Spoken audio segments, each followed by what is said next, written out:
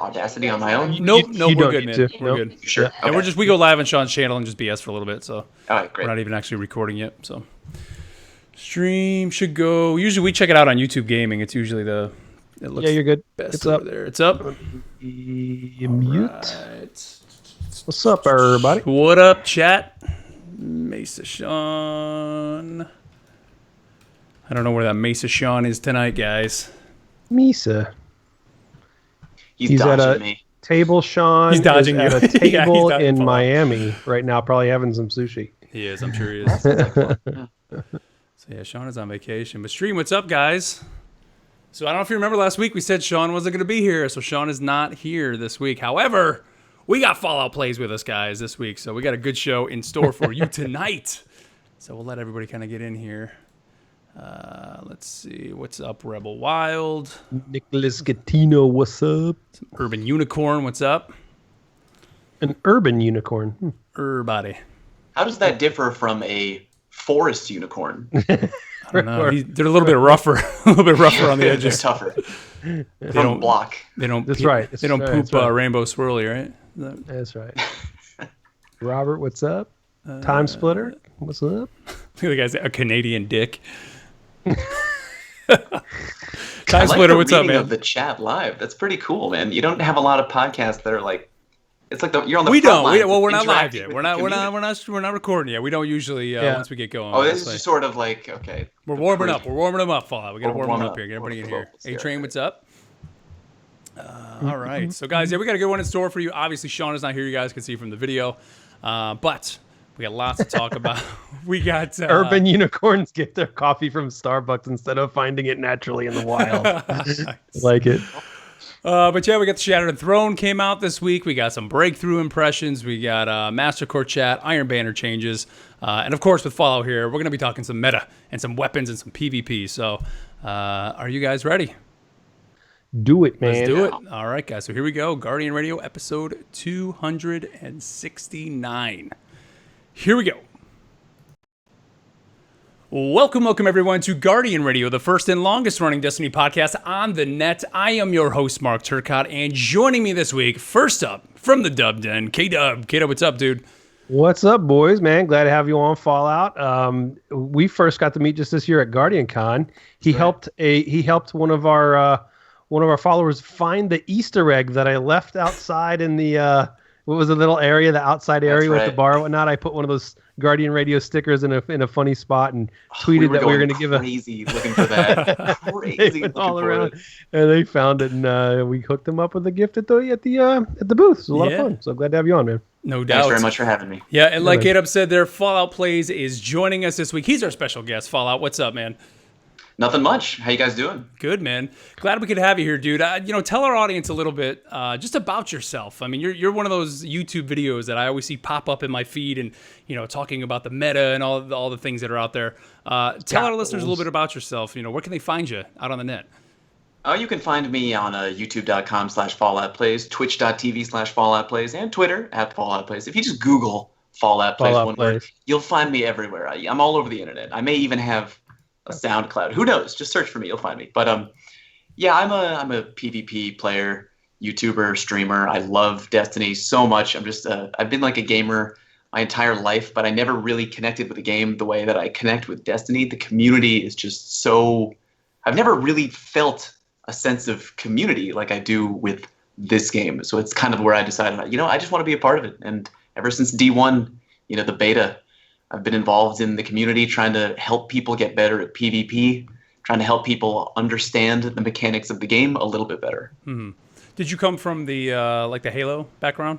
Oh yeah, big time. I was an Xbox guy for like a long time, and I played almost all of Destiny 1 on the Xbox, and I was really kind of sad to make the switch. At the end of D1, I was doing the dual console thing, which was kind of tricky, but it's just like there's so many people from the community on PlayStation. Yeah. And then with D2, when that came out, they were like, hey, we're adding PC too. I was like, oh, Jesus Christ. So like, throw it in the third one, right? Yeah, I know, right? Yeah. So now I play on mostly PlayStation 4, and I did play on PC, but with Forsaken, I feel like I have a to-do list that is 8 miles long, and I've only been playing on PlayStation lately because we have so much to do. Yep. Well, it was me, man. I mean, I was always an Xbox guy, before Destiny. I mean, I had a PlayStation, but I played like primarily on Xbox. Loved Halo, loved Bungie. I'm a longtime Bungie fan, and we started Guardian Radio before Destiny came out. But I'll never forget when they did the PS4 reveal, and they were like, "We're gonna have all the exclusives on PlayStation," and I was just like, "Well, I guess we're making that switch." And so, of course, just doing this show, I had to go the PlayStation route. And, this generation, hey, you can argue and say they both have their games. But for me personally, PlayStation has kind of been my home to this point.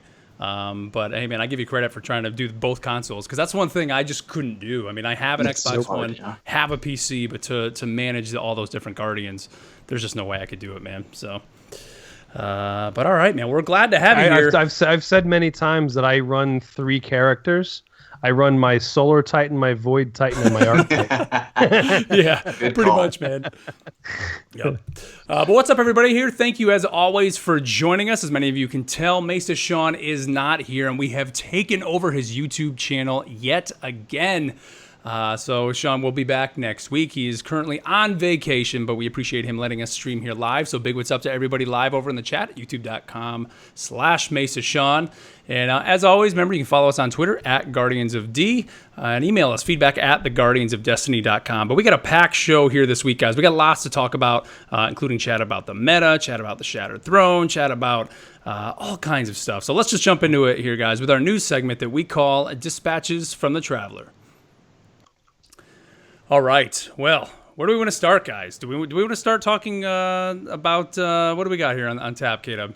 First up, you got to probably go Shattered Throne first, man. I think it's it's kind of the big deal. I mean, this was the big PvE content that came out this week that kind of threw people, I think, for a loop. Didn't we know at some point that there was going to be a dungeon? Didn't somebody slip and say that somewhere? I think we had heard something like a 3-man raid or something like that, and we just weren't sure about it. Yeah.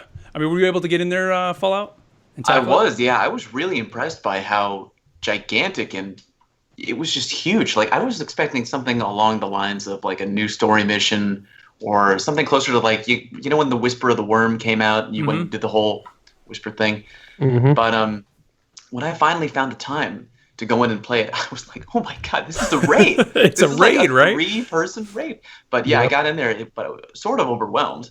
But yesterday, thankfully, I ended up getting the exotic bow, the Wish Ender. Yeah, it's pretty cool. Yep. And so for people that don't know, once you get the Wish Ender, that unlocks some other little mysteries in the world. And you have these Ahamkara eggs now that you can go find that you only can kill with the Wish Ender.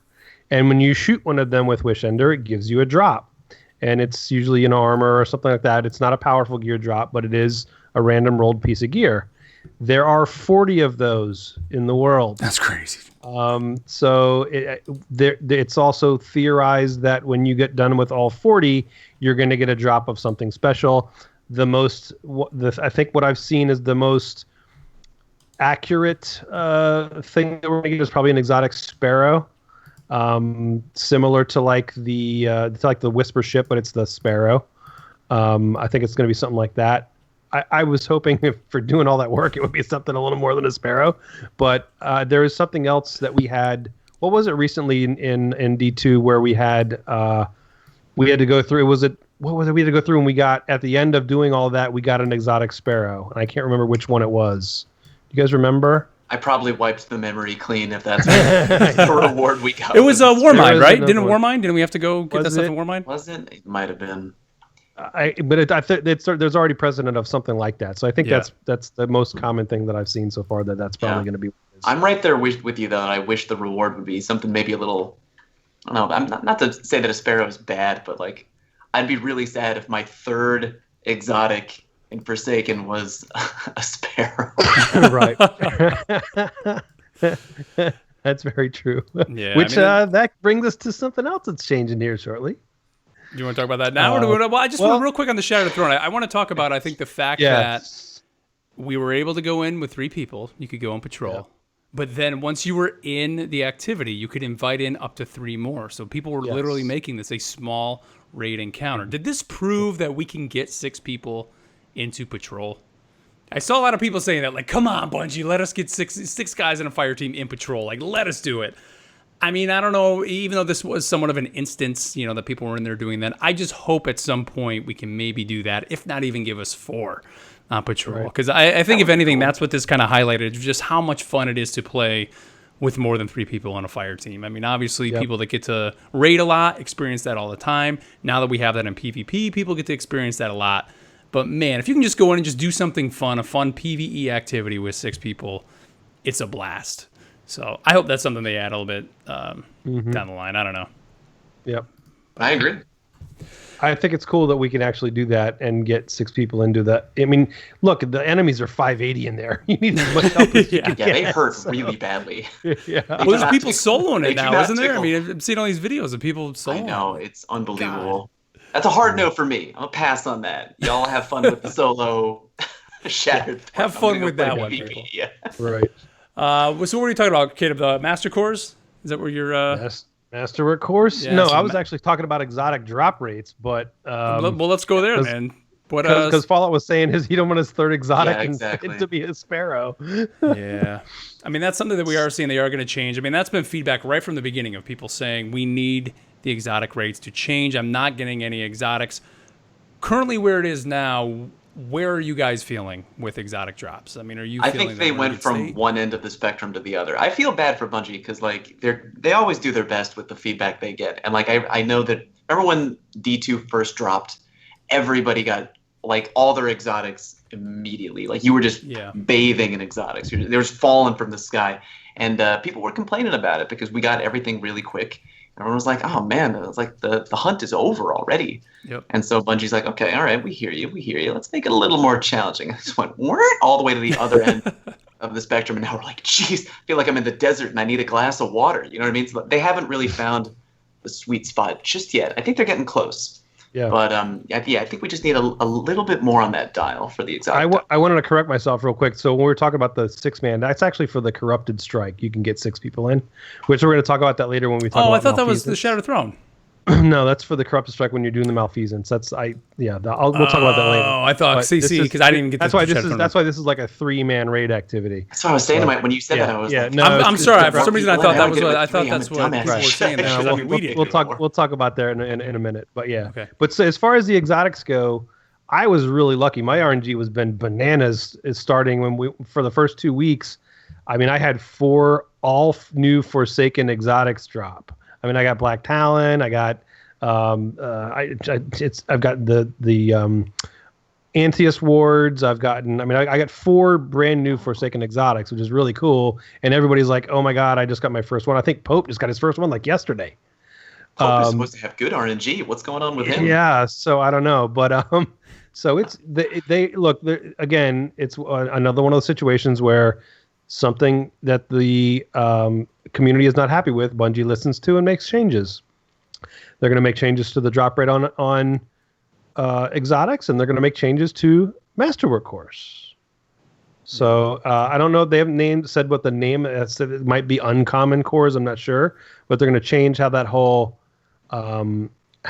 system works. And I don't know. Do you have the readout of what they said?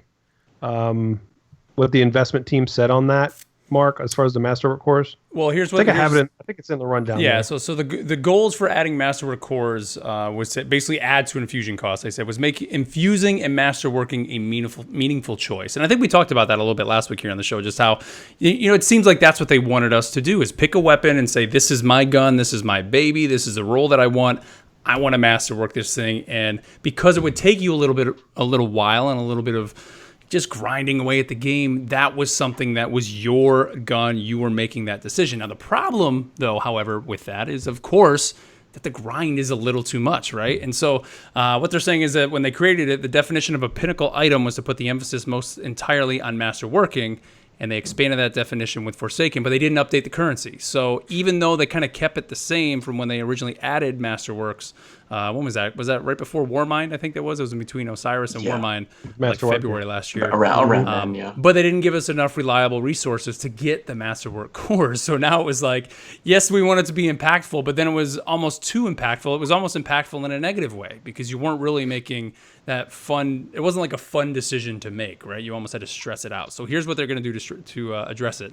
They said they're monitoring the core supplies and the numbers aren't as high as they like. They're planning to create more reliable and plentiful core sources. So they're going to rename Masterwork cores so their purpose is more obvious, is what they said, because they don't like the term Masterwork. Now, do we know exactly what they're going to call it yet? I don't think we do. No, that's what I was saying. No idea, the only thing it said in the TWAB was uncommon cores, but that was just kind of the title for that part of the TWAB. Yeah, so I just don't know. I don't like that name.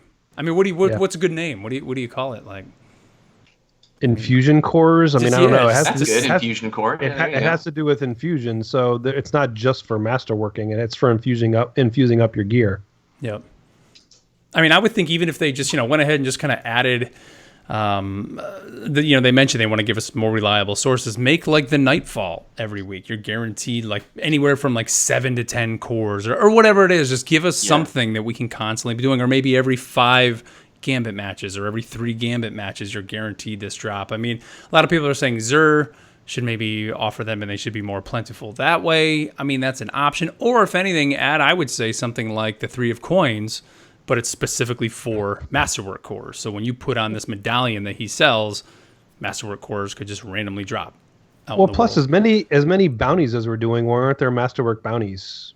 Yeah. Or core bounties where you're going to get 10 cores for doing this. And 10. That's a great idea. I mean, that's a great idea. Right now, we need to go down to planets and you get 3, daily quests from, Ashramir, and you get 10 phase glass needles for each one of those you do. Why not have that another vendor that does those for Masterwork cores? Maybe Xur. I don't know. Yeah, that's a great idea, man. So we'll hopefully be hearing about that soon. It seems like that's really been kind of the big talk around the community is this idea of Masterwork cores. And of course, like we mentioned, I mean, the exotic drop rate, pretty much with that, from what we're seeing, they want it to be, they keep saying they want to make it more impactful. But I almost wondered, part of, I think with Forsaken, and we had it in Destiny 2 to some extent, but it almost really goes all the way back to like Destiny 1 when we had those exotic quests.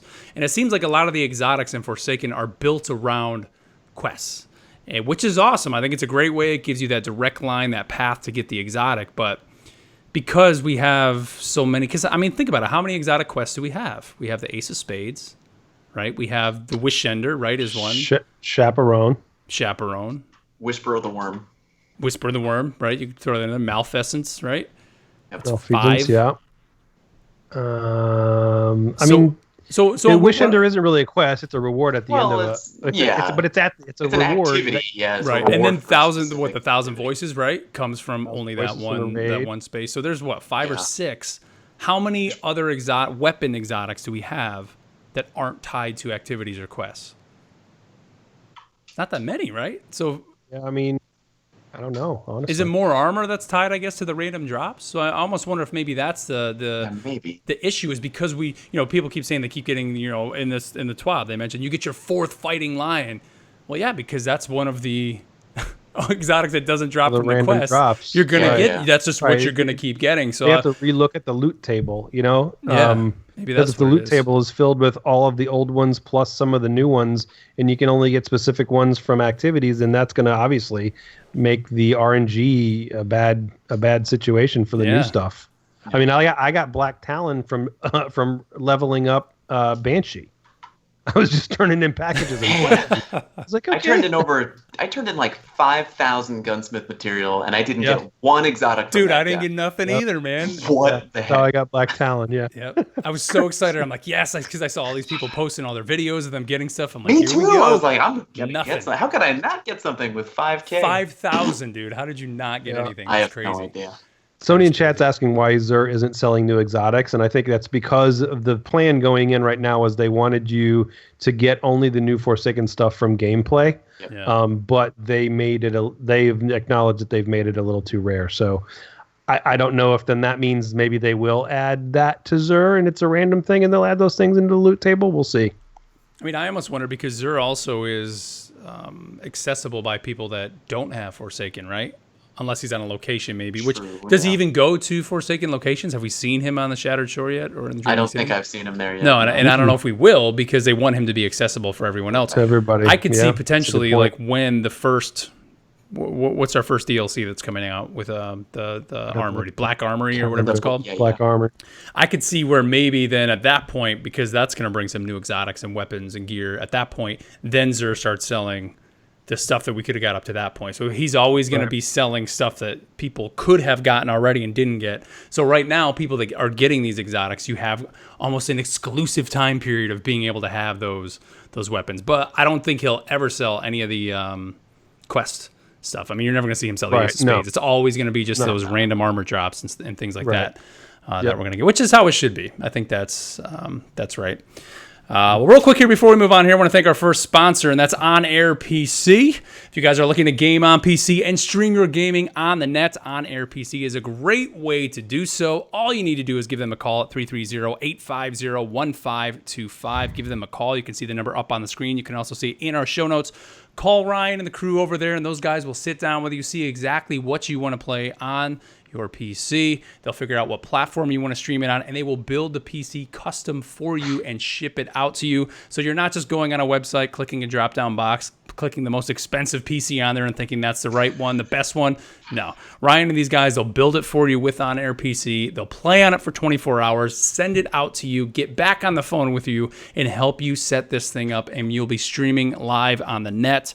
So again, call On Air PC, 330-850-1525. And if you order now, they'll give you a copy of Forsaken in Destiny 2 and get you streaming Destiny live on the internet today. So again, I want to add one real quick thing to that. So I ran into somebody this week when I was doing a presentation in front of a bunch of realtors, and one of the realtors says, "Hey, I got into this computer game. I need a gaming PC." And I was like, "Well, hey, call these guys." And she immediately goes, "Well, how much is this gaming PC going to cost me?" And I was like, "Well, that's the great thing about them. They're going to ask you what you want to do and just get you what you need, not try and sell you the most expensive computer. That's not what they're trying to do." Yep. So again, call On Air PC, 330-850-1525. Give them a call, and they will get you gaming live on the net in a few days or a few weeks once you get your PC sent out to you. So give them a call. All right, let's talk some Iron Banner, guys. This was kind of the post-Iron Banner TWAB that we had come out. And this was the first Iron Banner in a long time where power mattered. And there are some changes coming. And let's see, this is senior designer Jeremiah Peschel, and he says, one of the goals we have for Iron Banner is that it's an opportunity for lower power players to catch up or re-engage in their pursuit of power. Based on your feedback and our analytics, we're not meeting that goal. There are two changes we're making to help resolve the problem. Number one, they want to reduce the completion values for several of the event bounties. So we could, I'm not going to sit here and go through all the lists, but basically, I mean, there was only 3 of them that would give you powerful gear. The rest of them just gave you a regular. Was it 3 drop. Or was it 2? No, I think there was 3. I can't remember. Yeah, there wasn't that many that would give powerful gear, but basically now all the bounties. Two of the 3 were like really hard to do. I got one of them done reasonably easy. I forget which one it was now because my memory sucks. But I did get one of them done, and I played a lot of Iron Banner. But yeah, that's good. And now they're gonna change it, and now all of the bounties are going to give powerful gear. They're basically cutting all the things that you had to do in half. Instead of 100 kills in precision, it's 50. Instead of 30 match completions, it's 15, and so on and so forth. So it's cool. They're making it more accessible. They're making it. Was it on somebody else the same? Only 2. Maybe it was only 2. But they're making them all now powerful gear, and it's a lot easier to do. Because I mean, if you think about it, 100 precision kills or 30 matches, that's a lot of Iron Banner. That's a lot of Iron Banner. So and if you're not a really somebody that's really good in PvP, 100 precision kills, I don't know. It's a lot of matches. Did you play any Iron Banner Fallout? I mean, obviously you're. I did. Yeah, I love PvP, but like, I'm at this weird place with Iron Banner right now because in early D2, excuse me, I loved that they decided to turn off the power matters lever, and it's like I'm like I love it and I hate it at the same time because I like going into PvP being able to use whatever I want. Like it doesn't matter if my shotgun is really low light level. I like using it so I can go in, use whatever I want, and it's great. I don't have to worry about putting on my highest whatever if it doesn't give me good PvP stats, I can just do whatever. But the problem with that is that it just turns Iron Banner into regular PvP. Right, exactly. Same thing. It's like, why do we even play this? So I understand why they turned the hey, power matters switch back on, but I'm kind of like wrestling with it. Like I was sort of like, I played a little bit of Iron Banner and I was like, it's enough of this. Like, I didn't feel like the rewards were that great. And I was going in with what I thought was an okay light level, and it was pretty okay. I was ahead of most people, but then you fight someone who's like a super, like they're playing this game crazy hard. And it's like, if that's what you're doing, good for you, man. Do your thing. Fly your flag. But I was getting bodied by this guy who was like 25 light levels ahead of me. I was like, this kind of sucks right now. Like every time I see that guy, it's like no matter how hard I play, he's probably gonna whip me. But yeah, well, I see. The funny thing is that you can see both sides of that argument. But for me, it was literally like I had gotten off of Iron Banner previously because it was like you said, it was what's the difference between that and going playing quick play? Yeah. Where, so now this was what was really the carrot on the end of the stick, or the motivation for me to go level up and get as powerful as I can, because I wanted to be able to own some people in some Iron Banner. And I only went in Iron Banner probably at 519 or 520. And once I got the right guns, or we'll talk about meta here in a minute, but once I got my Claws of the Wolf with a good roll, if I didn't get 30 kills in a game, something was wrong. It was just I was rolling through people. And then the next cool thing that I think I mentioned this last week is, now that they made Shoulder Charge a one-hit kill, not always, not now, not when if somebody was more than 10 light above me, it did not one-shot them. So those make a difference, and I think that kind of stuff makes it more interesting and more fun to me. Yep. It's interesting that one of their goals that they wrote right here was that, hey, our goal is to have, it's another opportunity for lower power players to catch up or re-engage in their perceived power. But it's like, not this time. How did that work out? Because if you're a lower level player, Bungie's goal is like, oh, hey, I can go into Iron Banner and it's another opportunity for me to get powerful gear. But if you go into Iron Banner without the powerful gear, you get spanked. Like, so it's kind of like, by nature, it's sort of like a rough design. Well, I think that was the problem, man, was, the grind. If let's say you were a lower level player and you were in there, the grind to finish these bounties was long.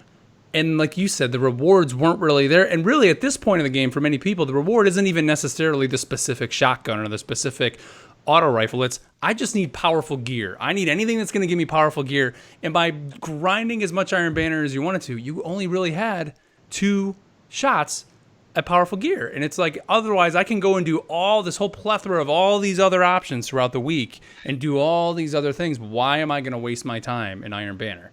And so I think that was the issue. So the fact that they're now going to cut everything down and make every single thing give powerful gear, I think this next go around, it'll be much more successful.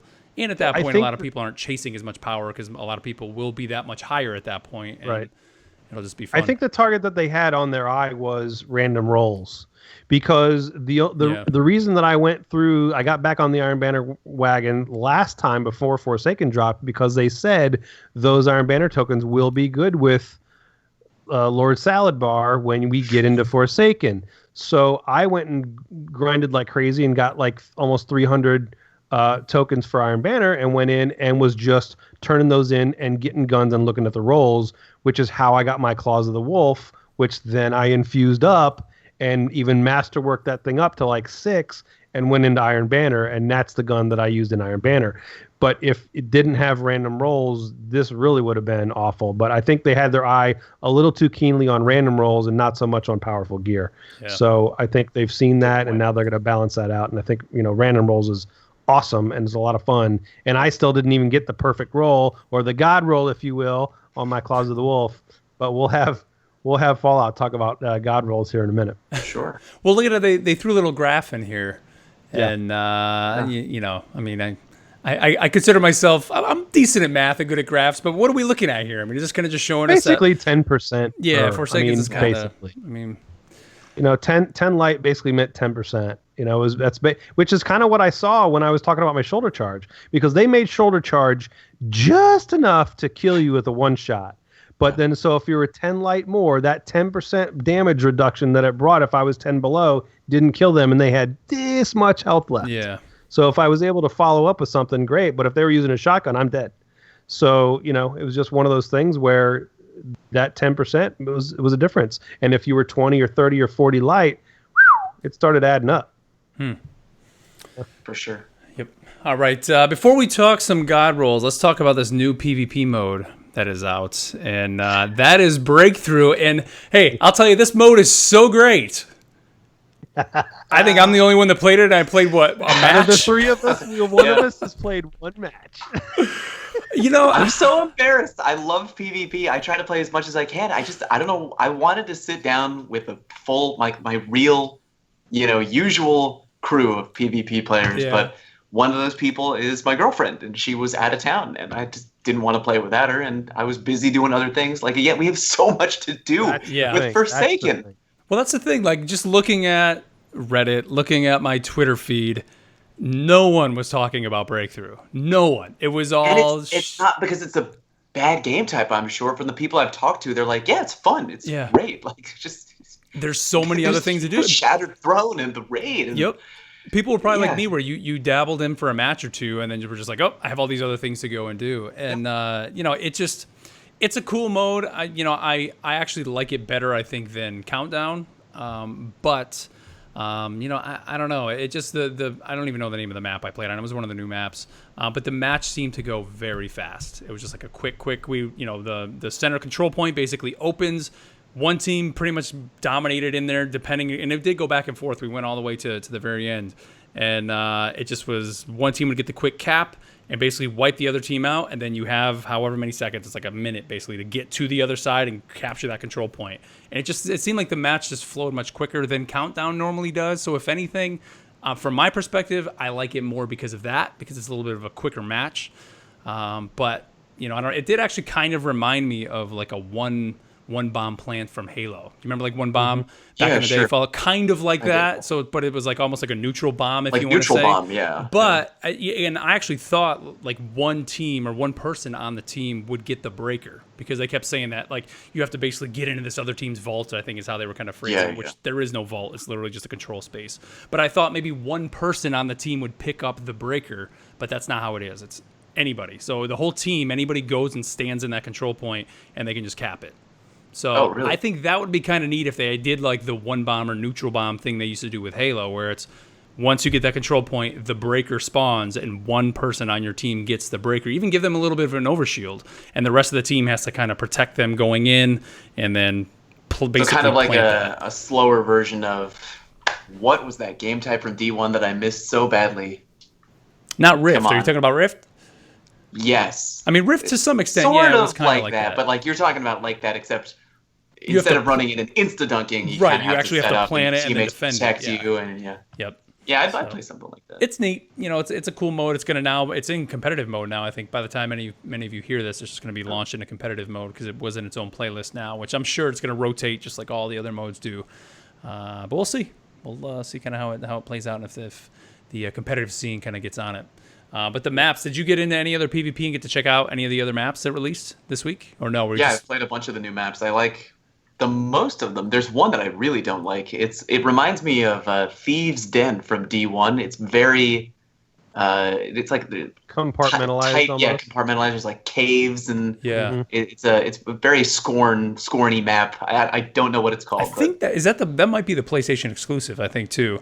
Oh, that one, I think it is. Yeah, the one I played on was a Dreaming City. That was the one that I played Breakthrough on. All right. Well, if you're on PC or Xbox, this is one of those times where it's beneficial to you to not be on. Maybe they did that on purpose. What was wasn't there? Was it Exodus Blue? Wasn't that the PlayStation exclusive map for Destiny 1? Everybody's like, you're not missing much.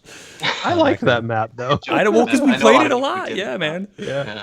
But all right. Well, let's talk some meta here with you, Fallout. And Caleb, I know you wanted to talk meta here with Fallout, so I'm gonna let you kind of take the conversation from here, man. And well, so one of the big things back in D1, and we used to talk with Bife all the time. We got so sick of the word meta, honestly, because it was all that it mattered back in the Thorn days.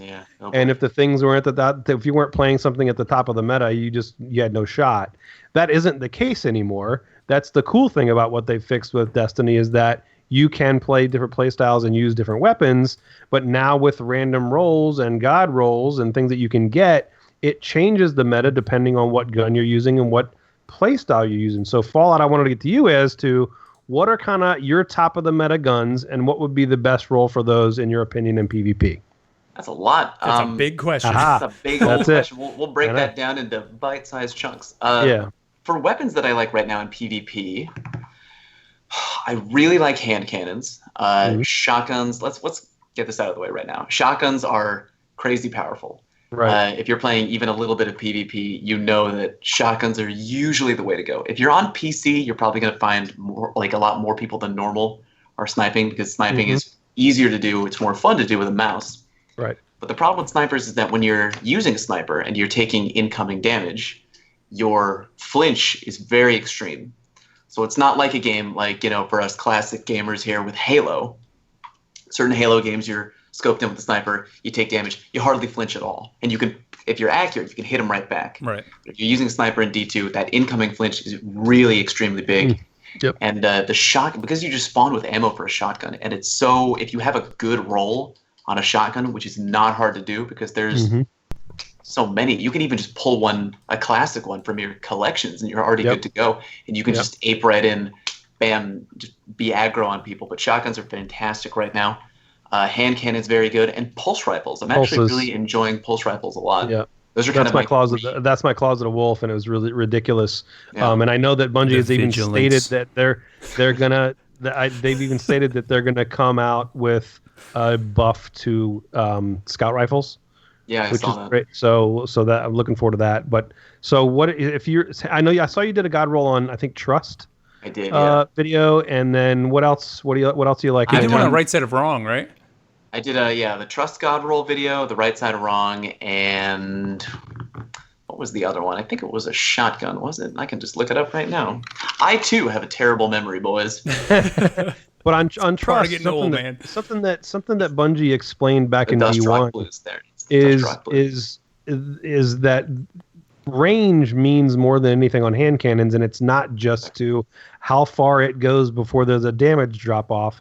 It has to do with aim assist and stickiness of that gun. Why don't you explain that a little bit? Sure. Bungie has come out and said a couple of times that range is tied directly to accuracy. I think most people who just kind of play PvP casually, and why would they know? Some people just play for fun, unlike lunatics like me.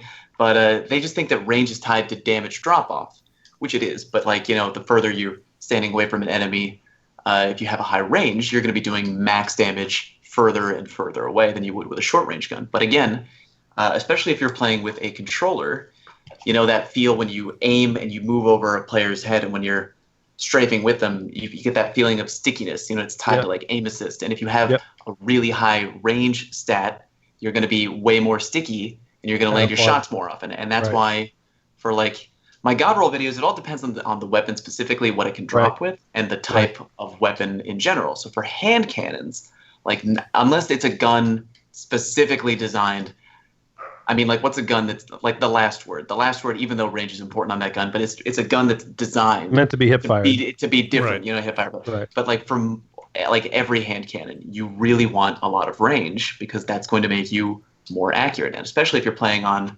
mouse and keyboard, stability means nothing to you. You know what I mean? I don't know if you guys know.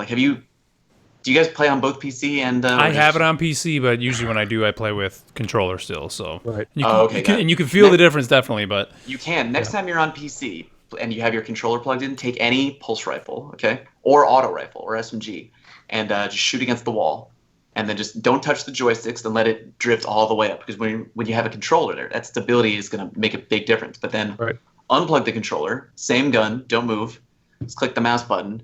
It's going to be a frozen rope. Stability is just it's not even a thing on PC. So it depends on, the god roll is going to be different depending on where you play, which is why if you're on console and you have a pulse rifle, for example, stability is going to mean a little bit more to you, because you don't have the benefit of aiming with a mouse, and you're going to get that kick, and you want a little bit more stability to manage, that recoil.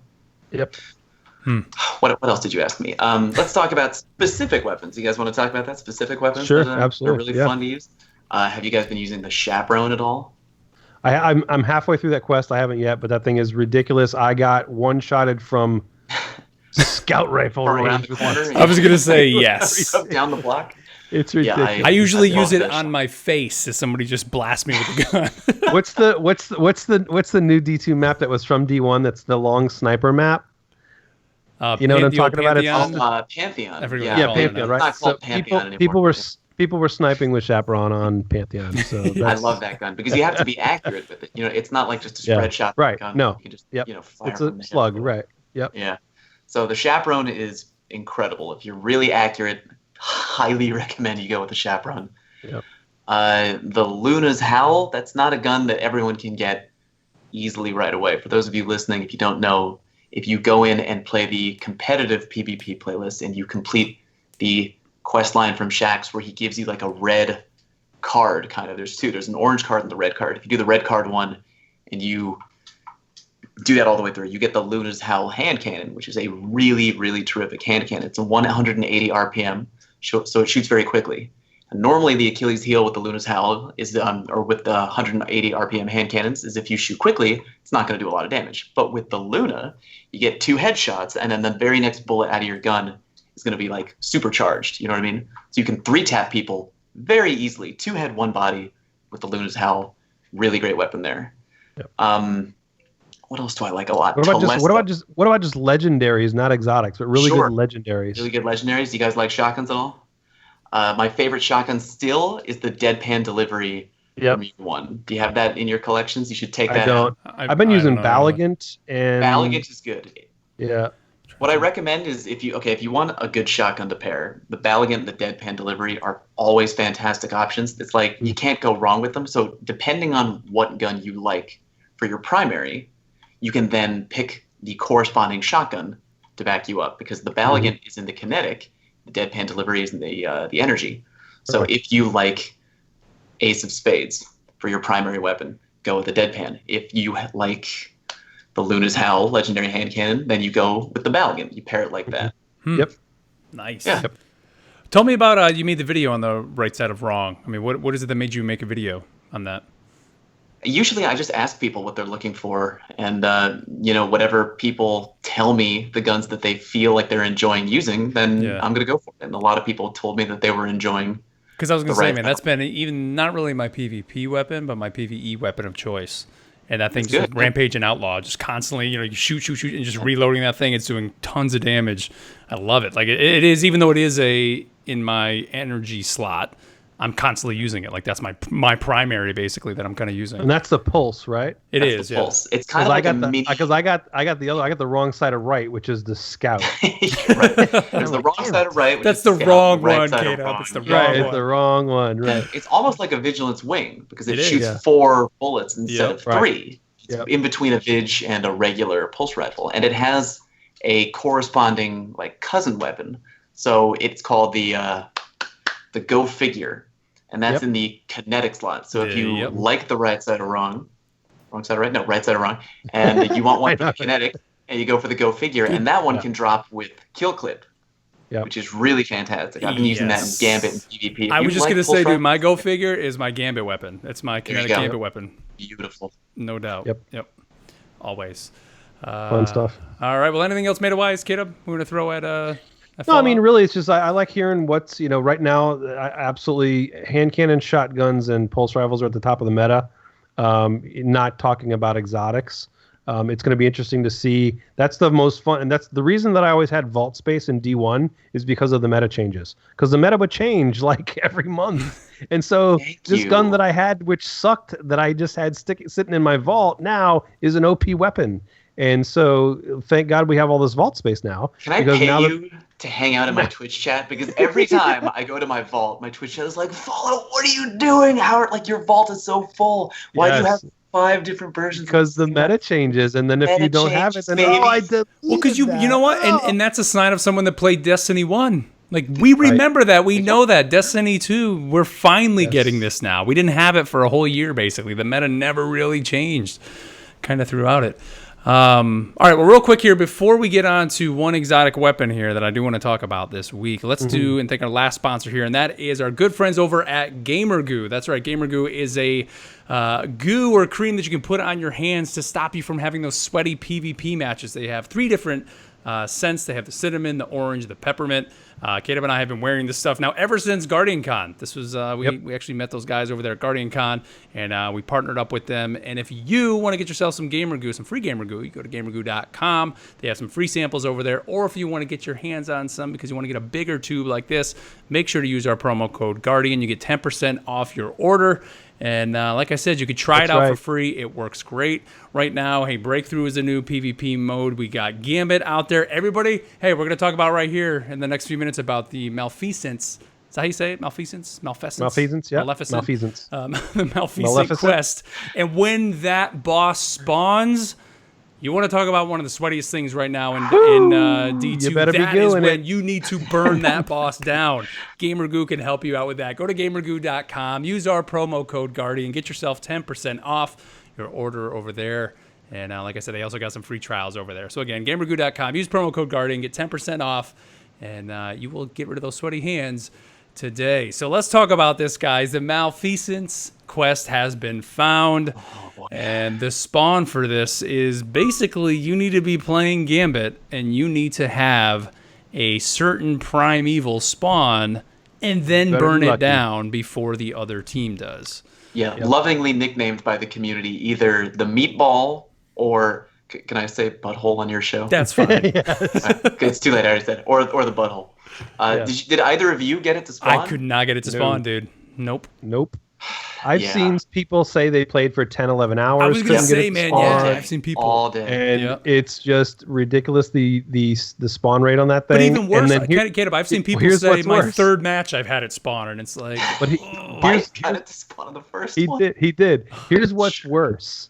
Its spawning rate right now is the highest that it will be during the high cursed area of the week 3 in Forsaken. Because we're in week 3. It's the spawn rate of it right now is higher than it will be after the reset. Cosmo even came out and said it will still continue to spawn after the reset, but the spawn rate will be less because we're on the full curse mode of. Now, I think that's something that they're going to look at again, just like they've looked at these other changes that we've been talking about, and they're going to have that spawn more. So I wanted to go over this quest line if people want it. So there's a couple reasons. So number one, when you get your primeval to spawn, if it spawns as the butthole, right? Then both teams' primeval will spawn as that. So you know it's going to be a sweaty match because they're going to be trying to get theirs and you're going to be trying to get yours, and whoever wins is the one that will have the little thing drop it's not enough that you get it to spawn. You have to win the match. Right, and then you get the drop that's called the seething heart, which you take to the drifter. Now here comes the fun stuff. Quick question. Do you have to win the match, or do you have to win just the round? I don't know. I don't know. Yeah, I don't know that. Because does it spawn every round, or is it just like that one round, and then the next time you just have a round? Because that's when it drops that seed of light. I know the chat can correct us on that, but keep going, Caleb. Keep going. So then you bring that to Drifter, and he gives you the next thing, which is the City of Secrets, which you have to go do the quest where you have to kill taken mini bosses or taken bosses. And so some of the places to do that is maybe in the Dreaming City, where you run into some of, like even in the recent, which you're not going to be able to do this tomorrow, but in the recent new dungeon, there's a lot of mini bosses in there. But anywhere in there, if you get a taken area where you get the enemies turning against each other, you can get mini bosses. So places like that, but you have to kill 25 of those. And then you have to do a special version of the Corrupted Strike at 580. And that's the strike that we were saying you can actually get 6 people to go in with you. That was my bad. Yep. Right, so you have to go in through and do that. And again, that's at 580, so that's no joke. Then you have to win 10 games of Gambit and deposit 400 motes. Here's the kicker. If you die with motes, it subtracts the motes times 2 that you lost. So if you've got 15 motes and you're going to bank and you die, you just lost 30 on your count to 400. Wow. Fun stuff. So you got to do that. And then you have to get, as an invader, one time either a full team wipe, so you take out all 4, or for the people, and this is cool that they did this, if you're not that great at PvP, any one of your teammates can go in and get a team wipe 3 times. That will count. And then you have to also get 25 invader kills. So people that are coming in to invade you, you have to kill them 25 times. You can take as long as you want. Those are the steps. Once you get all of those done, you go to the drifter. He gives you your Malfeasance. Now, the thing that I think that is good about this is it's an incentive for you to play the game and play the objective of killing things, getting moats, and putting freaking moats in the bank because you're trying to do this. So a lot of times people are just in there trying to do a bounty and it's dumb, and they're just trying to do the Race of Spades and they're just getting headshots and they're not doing anything with moats. So hopefully this is an incentive to get people to play the game correctly, especially when you're solo queuing. So whether the gun is going to be great or not, that's kind of a toss-up. If it's not, maybe it'll get changed and buffed later on, but it is a cool gun. It looks amazing. I don't know how great it's going to be as far as the meta that we were just talking about, but it's just another cool you know thing. what I mean? It's just that checkbox in that collection that it's a collector, Destiny people need, man. That's what we need. And one thing to think about too is it does, like Fallout said, it spawns for both the teams. So you need to know that when you do defeat it, that you basically screwed the other team over. So it's kind of like the ultimate gambit, right? Like it's just like we're already screwing the other side over by sending blockers and things like that over. But this is kind of the ultimate. I think it's pretty neat. They tied a quest like this to the game mode. I do think they will go and address the respawn rate of it at some point, or maybe find some way for you maybe to make it spawn a little bit easier. I don't know how they would do that. But I think it's cool. It's been cool seeing... Or even give us a certain amount of games you play and it'll spawn. That would be great. That would be great. I was just going to say, I really applaud Bungie in giving us these quests that are really cool to earn these very unique, powerful weapons. Like one of the perfect ones, again, just going to go back to the Whisper of the Worm. That was like a perfect activity for me because, it pops up. You're like, oh, it's cool. You go all the way through. It's just fantastic. Music was great. Everything about it was great. Awesome. The encounter was challenging. You were on a timer. You're like sweating and you're panicking. It's like jumping puzzles, and then you get the gun. And you're like, oh hell yeah! But if you failed, you can just go back and do it right again. Provided the right public event. The right public event spawns. Yeah. So I dislike the idea of having such an extreme tie-in to an RNG related event. Like no one should play for 11 hours and not get somebody in the chat just said 22 hours they've played. That's insane. Like, that's not right. Yeah, I think it would be great if just after a certain, if you get the RNG drop, great, good for you. You got a little bit lucky. But after that, maybe like a certain number of games played, and then it's gonna like auto spawn for you, or maybe it's gonna spawn more frequently over time. You know what would be cool, man? You know what would be cool? Didn't they?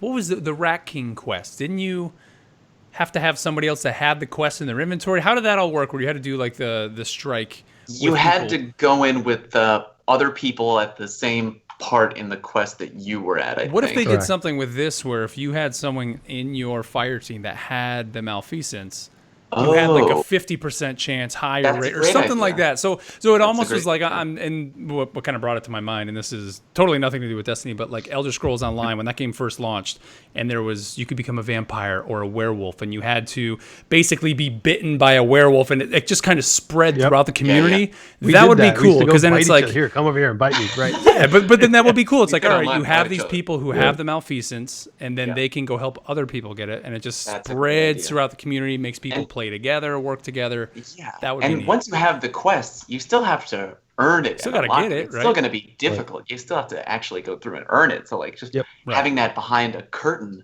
of extremely heavy RNG is just like it's kind of like soul crushing for the community. Really is. Yep.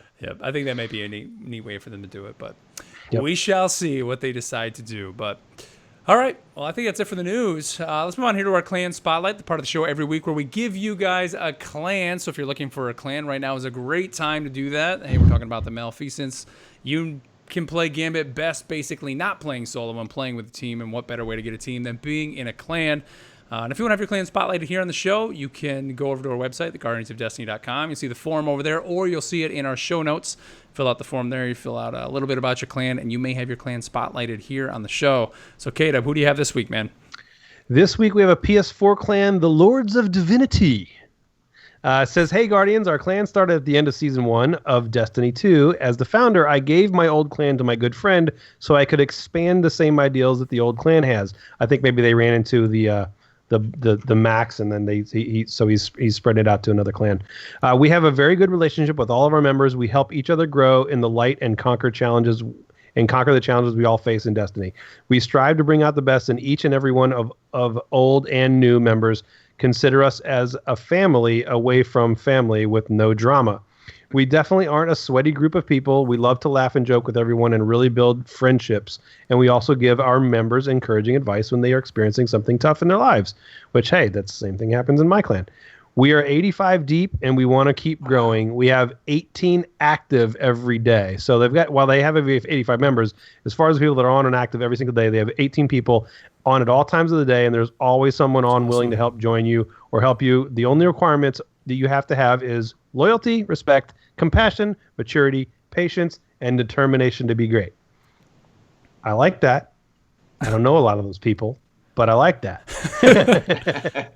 Maturity is the one I don't know. But anyways, contact on PSN is pcarlyle20. PCARLYLE 20. Just follow me and I'll add you, and I'll also add you to our group chat on PSN. That's how mostly we reach out to each other and communicate. So if you're looking for an active clan that's going to go do through anything that you want to do in Destiny, hit up the Lords of Divinity on the PS4 side. All right. So again, if you want to have your clan spotlighted here on the show, you can do so by filling out the form on our website, or you can find that form down in the show notes. All right, here. Well, let's move on to our final segment, the part of the show where we let your voice be heard, that we call Messages from the City. All right, don't forget you can email us feedback at theguardiansofdestiny.com, just like the Black Winter. And he said, hey, guys, just wanted to throw out there about a concern for planetary vendor dedication. It seems that with the removal of tokens, Bungie has removed the interest and or dedication in grinding for location-exclusive loot or gear. I know this isn't news to anyone, but they've also removed the interest dedication and grinding at new locations as well. Despite how gorgeous the new locations are, there's no real reason to actively pursue any of the new location bounties, with the exception of the legendary Engram bounty that resets daily with Pet's Revenge. Perhaps Destiny could benefit from a vendor rank system for its planetary vendors, as I imagine they won't be bringing tokens back to remedy this. Just a thought, the Black Winter. So what do you guys think of that? Not having the ranks, I guess, with them. I mean, you look at the Shattered Shore and the Spider. I mean, he is there for the wanted bounties, essentially, and many of those bounties send you materials. And to buy the materials, but he sends you off site a lot. Some of those bounties you go find elsewhere. So once you hit 50, there isn't really a lot of reasons to go back to the Shattered Shore. The Dreaming City, however, though, I mean, he's saying you're there just for that daily bounty. No. I mean, I've been spending most of my time in the Dreaming City. When I play PvE. I mean, I'm there all the time. I would, to the Black Winter, I would recommend you go watch some YouTube videos, because the Dreaming City is really where you want to go to be leveling up if you're trying to level up. Those Ascendant challenges are huge. The powerful gear that you get isn't just one tick above the one thing that you have. It's going to be a bigger boost. Finding all those different portals and the different chests and the different drops, and it's ridiculous, the stuff to do in the Dreaming City. As for the vendors, I will say that because of the infusion system and needing certain materials, and Spider doesn't always sell them all, I do find myself going back to IO and picking up those bounties from Ashmir when I need phase glass needles, or going to wherever I need to go to pick up something that he's not selling at the time, or that he's charging an arm and a leg for, and I'll go do those bounties to get those 30 materials and pick up some stuff and get that ghost and put that on and run around. So as far as some of those things, I think the vendors are still somewhat useful, but I do agree that there could be more to it. What do you think on that, Fallout? I mean, yeah, I do think about when you were reading that email that I don't really go to these planets anymore that we used to go to a ton, other than to maybe farm material that I can't get from that shady character Spider. But or it's a flashpoint or something, right? Yeah, I mean, this might be a strange thing to say, but I don't think everything in the game needs to have eternal end game purpose. You know what I mean?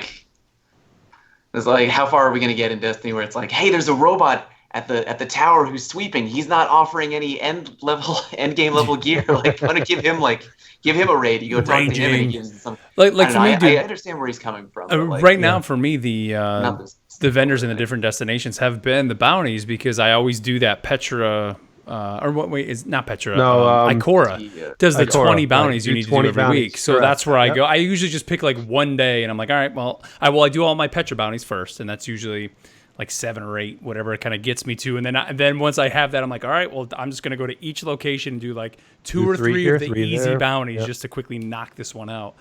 But that's pretty much it. And you know, I'm kind of with you, Fallout. It's like we don't need to constantly be going back to these locations, because we've been doing it for the last year, you know, to some extent. You know, I don't need to keep going back to see them all the time. But I do like he said, where you would have this ranking system.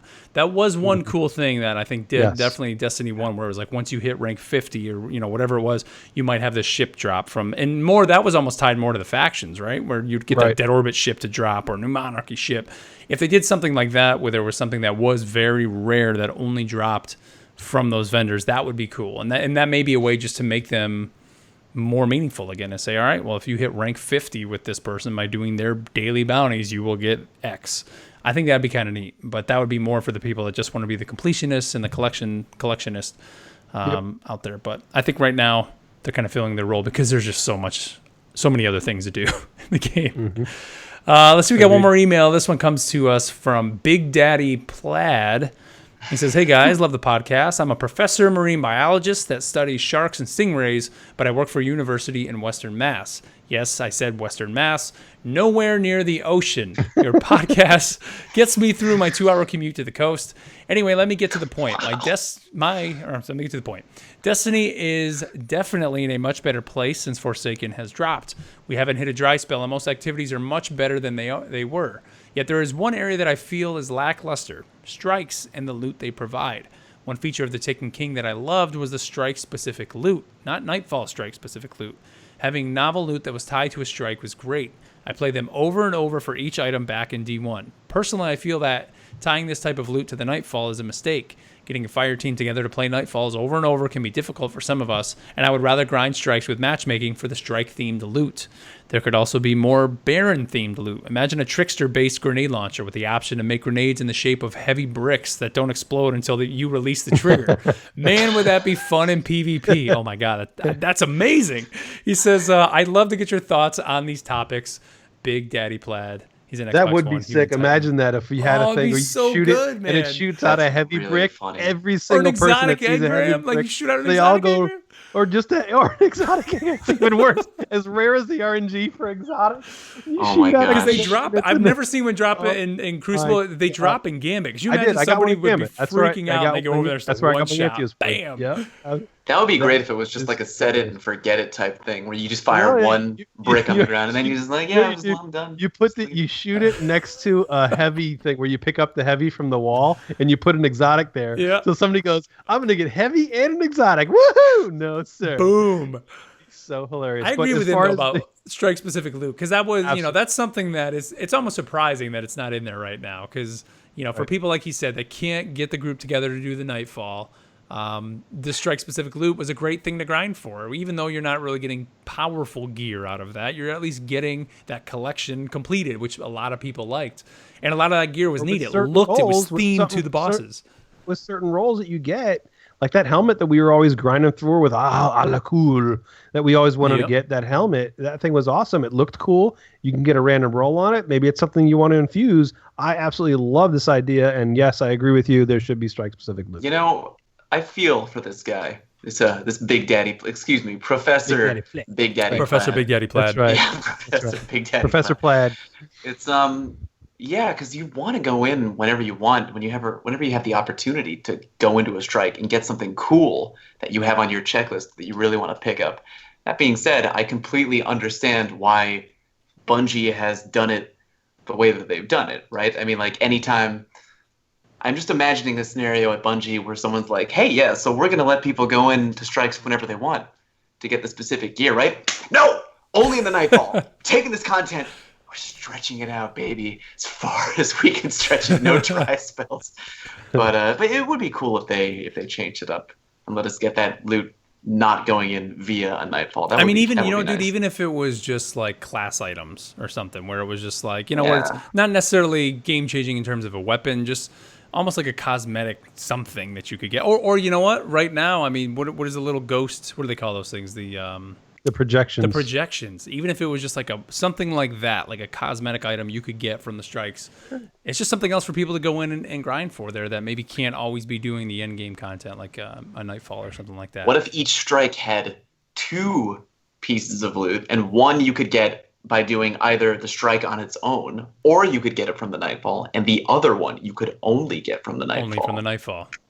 About that? Like a fixed roll that was a god roll or something from the Nightfall. The other one, it's going to be a random roll or something. There you go. Yeah. Do something like what that. do you think of that one, Big Daddy? Huh? Get back to Big Daddy Plaid. Professor Follow. Plaid. We didn't ask. He put in here. He's a human titan, and I'll be honest, I don't know what your main is. Do you have a main? Yeah, I do. I'm a warlock main. I've heard though that you're really wanting to go to PvP and be hunter only. What's up with that? Checking me out on Twitter lately, huh? Yeah, look, I've been playing warlock for a long time. I try to play every class when I can, but there's just something about warlock that I really was drawn to. It was like back in D1, back when warlocks had really good melee range before they decided to equalize everything. I love to just get up close and smack people. But you mean you'd like to be at a scout range and be able to melee people? Yeah, thank you for that correction. Right. Yeah, I like tickling people from across the map. As I'm using my fun. T-Rex arms. Tight. But yeah, just lately, here's what spurred that tweet for me that I was like, you know what, I'm just going to play Hunter and PvP for a while. I was going for the Luna's Howl hand cannon. And it's a quest, but it's not tied to your account. It's tied to your character.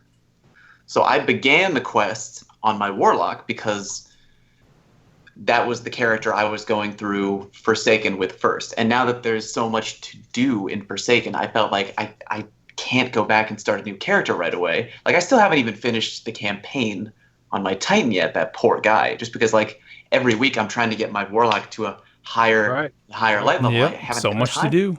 Yeah. Yep. But I found in PvP that hunters were just giving me the business. I ended up getting the Luna's Howl anyway, but I was so tempted I wanted to finish it on my hunter, but I couldn't because I would have to start over from the very beginning. And I was like nuts to that. I can't do it. So I'm just going to keep going on my Warlock. But the Blade Barrage, the new Gunslinger Super, so powerful. I put a video up on my channel. Did you guys know that if there are 2 Defender Titans each of them in a bubble, overlapping, one Blade Barrage not only shreds 1 bubble, not 2, but it kills 2 bubbles and the Titans inside the bubble in 1 Blade Barrage. It's insane. And like, I was just putting on the Stompies to play around and like just leaping over people, like they can't even find you, and you chaperone them in the back of the head. I've just been having a really, really fun time lately with Hunter. It sounds like it's time to mix it up. It's just like I've been playing on the Warlock for so long because just there's so much to do in Forsaken. There is, man. I finally need to get on my other characters, but that's I'm still considering myself a Warlock main. Awesome. Cool. Well, it's crazy. I mean, here we are now. We're almost a month in, right? We're getting there. We're just in a few days here. We'll be a month in, and it seems like I guess we're starting to see people hit 600, but it still seems like the content is nowhere near for drying up for many people. I mean, there is just so much out there to do in this game. I mean, they nailed this expansion. And do we have a date? We don't have a date yet. I know a lockdown date for the first expansion. But is it? Didn't they say the roadmap? Was it like December? Is that when it was? The beginning of December? I think it's December. I can't remember when. Yeah. But yeah, I think by the time we finally run out of things to do to a degree in Forsaken, it's going to be time for the new expansion. We're going to get the new expansion, right? Which, from the looks of it, is going to be more gear focused. You know, it doesn't look like we're going to get like the big story content drops we're used to. But I would assume we're still going to get maybe a new strike or 2, probably maybe a few maps and PvP, things like that. Yep. It's a hell of an expansion. I think they really nailed it for sure. Yep. But all right, well let's wrap it up there, guys. Fallout, man. Tell everybody where they can find you out on the net. I know it might be kind of easy, but just throw it out there. Oh, it's so easy. Anywhere Fallout Plays. YouTube.com/Fallout Plays. Twitch.tv/Fallout Plays. At Twitter @Fallout Plays. Boom. Find me. Boom. Awesome. Done. All right, man. Well, we appreciate you stopping by for sure. I'm sure it won't be your last time here on the show. I know we'll definitely have you back. We got to have you back when Sean's back. I mean, I promised Sean that we'd only talk Destiny. I mean, we can get into some Barbie games and that. I know last time we talked about maybe getting into some Barbie unicorn games. Yeah, when I come back, we'll talk about the top tier meta for the Barbie PvP. For the Barbie do that. Yes, we definitely will. But really, it's that stiletto heel, I think. Killer crit damage to those stiletto heels. Yeah, no doubt. It'd be like the what was it, Cade, when he used the horn on his head in the cutscene, exactly. Just jams the score right in the face. Absolutely right. I love it. But all right, well, guys, thank you everybody here over in the YouTube chat. Thank you guys for joining us. I'm not gonna tease something. Well, I am gonna tease something here, but I'm not gonna tell you what it is. But we're gonna have some guests here on the show in the next week or two. And you're definitely going to be wanting to tune into that Guardian Radio. I'm just going to leave it at that. Sure. But Sean will be back next week. We'll be back normal time next week, 9:30 p.m. Eastern, 6:30 p.m. Pacific, youtube.com/Mesa Sean. And, of course, you can find us on iTunes, Podbean, whatever your podcast service of choice is, everybody. Thank you, as always, for making us a part of your week. And with that, Fallout, you got to give us the death groan. We got to hear what you sound like when you die. So with that, guys, we'll catch you next week.